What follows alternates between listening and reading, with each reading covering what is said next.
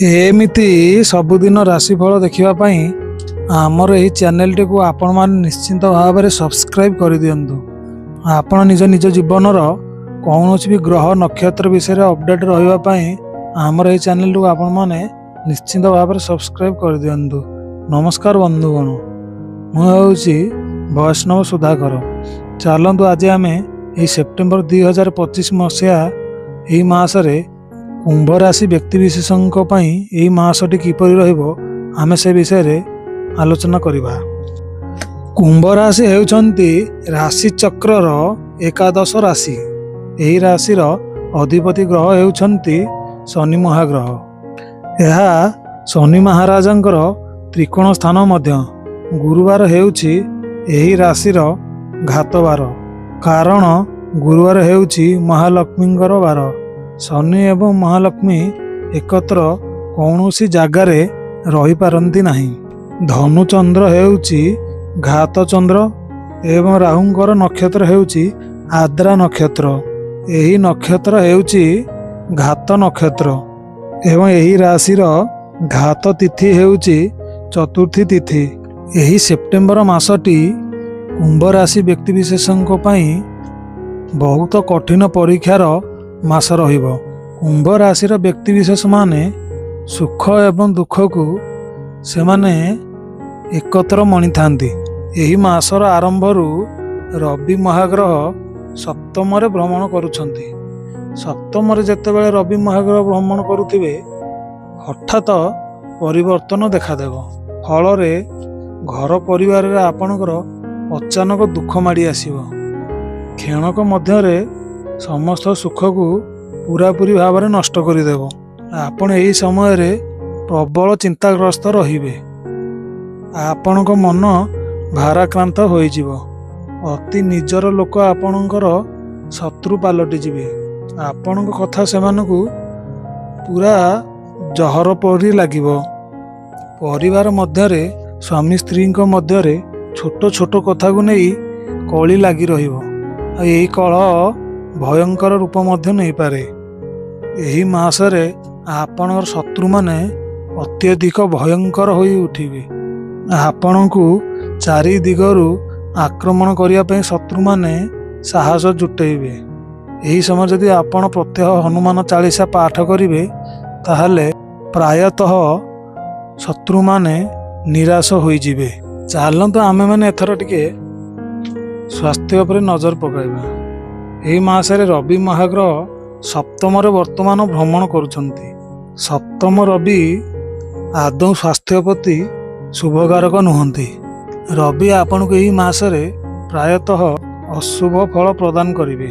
यही मासरे आपणकर पेट रोग लागी रहिबो। आपणको ब्लड प्रेशर भली समस्या यही मासरे अत्यधिक देखादेव। स्नायुगत दुर्बलता आपणकर निश्चय भाव में देखादेव। एंजाइटी भली एवं मानसिक टेंशन आपन को प्रायतः लगी रहिबो। गैस मध्य आपणक सृष्टि हेबो।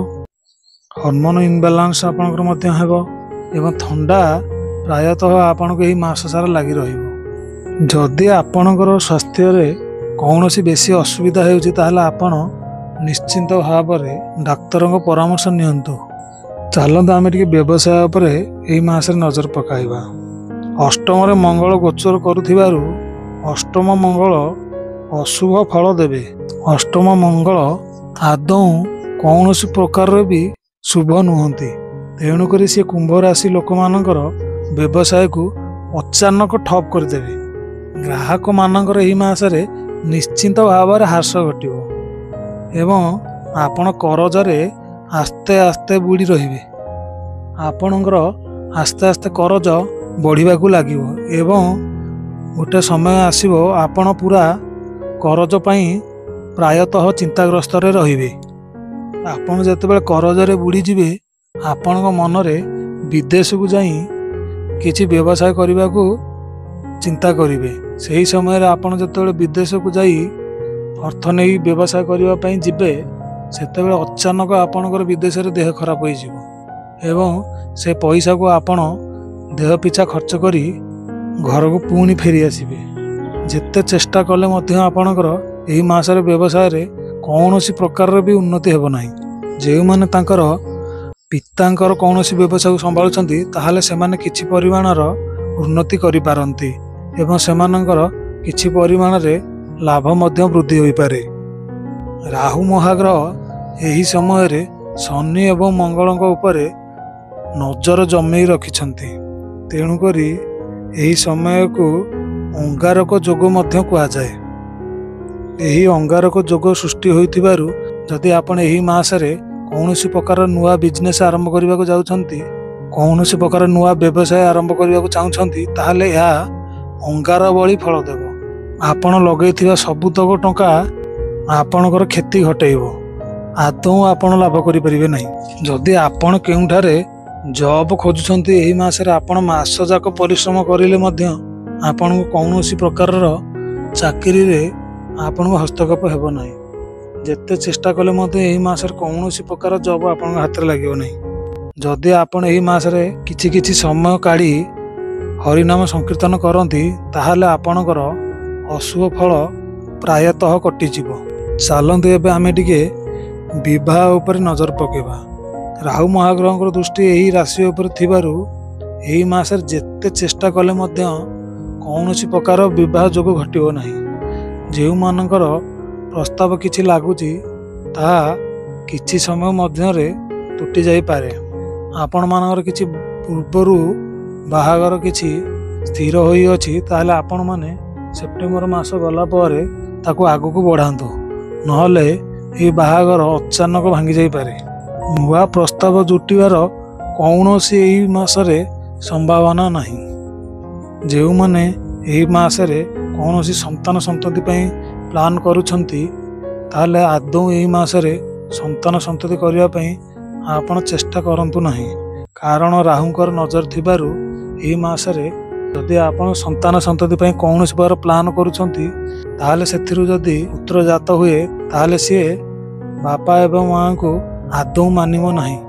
ଅନ୍ୟ କାମରେ ପ୍ରାୟତଃ ସମୟ ଲାଗି ରହିବ।